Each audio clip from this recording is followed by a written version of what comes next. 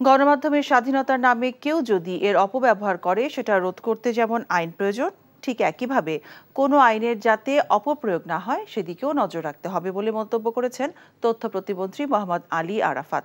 সকালে রাজধানীর ধানমন্ডিতে মুক্ত গণমাধ্যম দিবস উপলক্ষে এক আলোচনায় অংশ নিয়ে তিনি এই মন্তব্য করেন। প্রতিমন্ত্রী বলেন, যদি কোনো আইনে অসঙ্গতি থাকে সেগুলো আলাপ আলোচনার মাধ্যমে সংশোধন করা হবে। সরকারের কোনো উদ্দেশ্য নেই আইন দিয়ে মত প্রকাশের স্বাধীনতাকে ক্ষুণ্ণ করা। এ সময় টিআইবি নির্বাহী পরিচালক ইফতেখারুজ্জামান বলেন, ক্রমবর্ধমান ভূমিদস্যুতা, উন্নয়নের নামে জীববৈচিত্র্য ধ্বংস করা এবং নগরায়নের নামে জবরদখল এখন স্বাভাবিক প্রক্রিয়ায় পরিণত হয়েছে। এসব নিয়ে গণমাধ্যমে রিপোর্ট প্রকাশ করলে ক্ষমতাসীনদের রোষানলে পড়তে হয় বলেও অভিযোগ করেন তিনি। কোনোভাবেই সুশীল সমাজের কণ্ঠরোধ এবং গণমাধ্যমের স্বাধীনতায় হস্তক্ষেপ করা উচিত নয় বলে মন্তব্য করেন তিনি।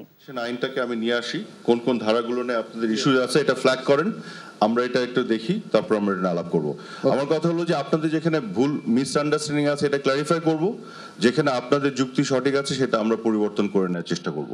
কারণ দিন শেষে আমাদের কিন্তু কোনো ইচ্ছা নাই যে গণমাধ্যমের স্বাধীনতা খর্ব করা, নজরদারি করা। আমরা নজরদারি তাদের করতে চাই তারা রাষ্ট্রের এগেইনস্টে কাজ করছে। পরিবেশের প্রতি যে পর্যায়ে আগ্রাসন এবং যে বিপর্যয়ের শিকার, তার অন্যতম কারণ হচ্ছে যে আমাদের দেশের ক্রমবর্ধমান ভূমিদস্যুতা, অপরিণামদর্শী উন্নয়নের নামে আগ্রাসীভাবে ভূমি, নদী, বন, জলাধার দখল, সরকারি এবং রাজনৈতিক, আর্থিক ও অন্যান্যভাবে ক্ষমতাবান প্রভাবশালীদের হাতে পরিবেশ বিধ্বংসী জবরদখলকে একটা স্বাভাবিকতায় রূপান্তর করা একটা প্রক্রিয়া চলছে। বিকাশে কম খরচে ক্যাশ আউটের লিমিট বেড়ে 50,000, প্রিয় এজেন্টও 2টা।